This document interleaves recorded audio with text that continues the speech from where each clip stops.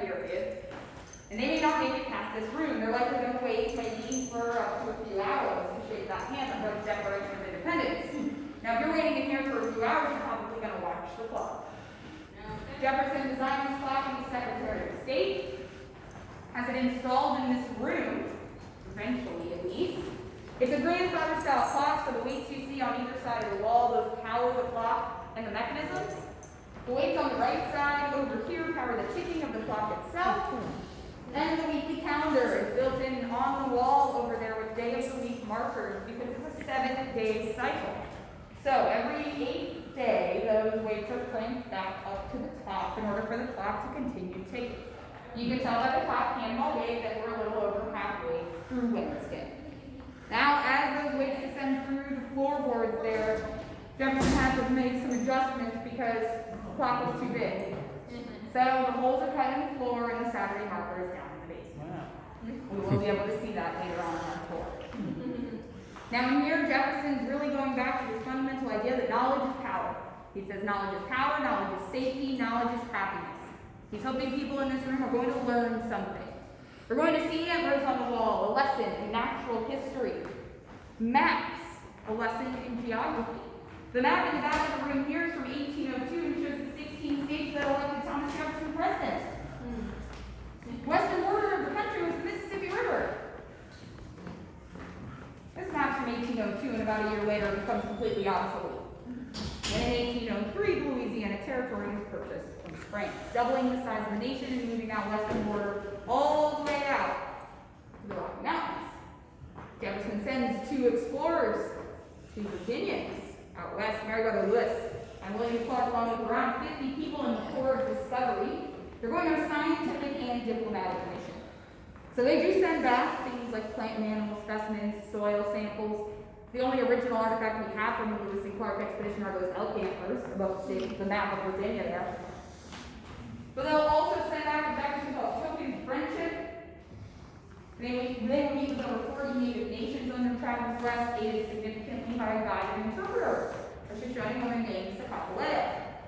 They will have almost entirely peaceful diplomatic relations with these nations. They'll meet with people like the Mandan, the Lakota Sioux, and the Hidatsa tribes on their travels.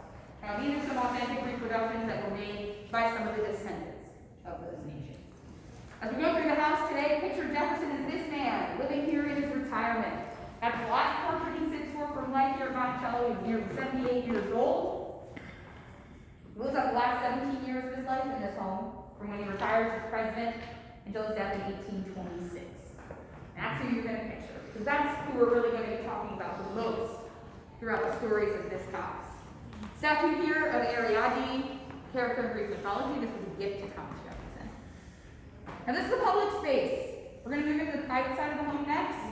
Passing through a family sitting room that was used by his daughter Martha as an office and a classroom for her children. She's running this home in Jefferson's retirement. And we're going to head into the library next. All right, this way.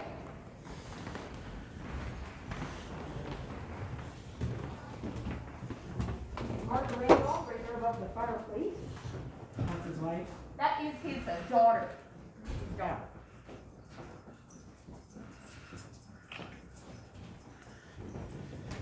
Thanks, Mark.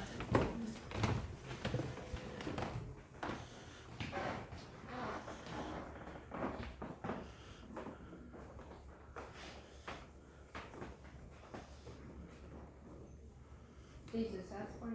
So there's regular tours that go through here, and then this tour, or this is the only? So we have the highlights tours that are just of the first floor and some parts outside, the behind the scenes tours that you're taking, and we also offer self-guided walks. Okay.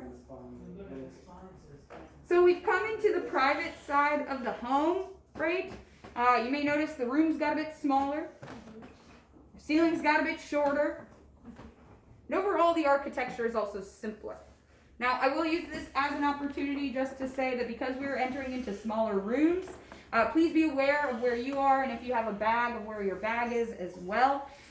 We have over 90% of the original structure, so that is why we ask that you please not touch any of the walls, lean on the walls, any of that, touch any of the objects. I will point out to you when there are places you can sit, especially as we get upstairs as well. So there will be opportunities for you to sit down and take a break throughout the tour too. So we're here in Jefferson's library, his private suite of rooms that he basically creates here on the first floor. Now that means that almost everything Jefferson needs is right down here. His library, then his study, and his bedroom that we're going in next. So he doesn't have much of a reason to go upstairs all that often, though we'll go up there in a little while. Now what's he going to do spending time here in his library? Well, first of all, if we're going back to this idea that knowledge is power, Jefferson's going to spend a significant amount of time educating himself on pretty much any topic that you could possibly imagine. Now, if you think of a topic that existed back then, chances are Jefferson had some kind of book about it. Now, the books behind the two glass panes here, those are Jefferson's personal copies. The others are authentic and from the time period. They're also titles and editions we know he had. We just don't know what happened to the ones that he owned. The books that you're seeing in the house are actually books from Jefferson's retirement collection that numbered about 1,600 volumes. That's because, well, he had a bigger collection of books. You say, oh my God, right, at 1,600. Well, his largest library was 6,500 volumes. That's what he ends up selling to the American government for about half of what it's worth to become the foundation of today's modern Library of Congress. He does this after the War of 1812, when the British burned down a lot of government buildings in Washington, including what was then the Library of Congress. So, writes to his friend John Adams, says, I cannot live without books, and alas, has to have more books. So that is what you're seeing in here. Now, in Jefferson's retirement, yeah, sure, he'll spend a lot of time reading, he'll spend a lot of time writing letters, but really, each day, he spends hours dedicated to what he calls the hobby of his old age and his last act of usefulness. So what do you think? What's Jefferson's retirement hobby? Gardening. Gardening, very good guess, and he does spend a good amount of time studying botany, doing his own gardening experiments. But what he's describing is not gardening or reading or writing or learning, but designing the University of Virginia. Oh. Small retirement hobby, right? Jefferson not only is going to design the architectural plans, right? He's also going to hire the faculty, he's going to craft the curriculum, and he's going to take his telescope out to the North Terrace where he watches construction from up here on the mountain. Now, eventually, that building comes to fruition as the rotunda at the center of the University of Virginia. A strong supporter of a separation between church and state at the center of his university, Jefferson puts a library, not a church. He believes that in order for the democratic experiment in this country to work, in order for Americans to govern themselves successfully, they must be educated. He once says that a nation that expects to be ignorant and free expects what never was and never will be. Yep. So he is expecting that Americans educate themselves. Now, when we talk about this, when we talk about citizens, when we talk about the words that Jefferson wrote in this declaration you see on the wall, all men are created equal. Now, we understand it to mean something different than it meant at the time. It came to mean all white men who owned property. Luckily, it's become more and more inclusive over following generations. We now think of those words more as all mankind is created equal. The idea that everyone, no matter their gender, their race, their ethnicity, their religion, their creed, they're all under these words that Jefferson wrote. But things were a bit different back in Jefferson's time. So those educated citizens that he is talking about, he's mostly referring to men. Women would have had a more traditional education centered on running the home.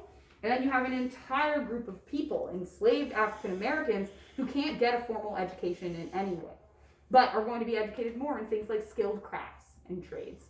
Looking at the woodwork as we go around the house today, know that it was made by mostly two men, a free Irish immigrant named James Dinsmore and an enslaved carpenter named John Hemmings. Think about the craftsmanship that went into building this house. Jefferson is the home's designers, but for the most part, it's going to be a few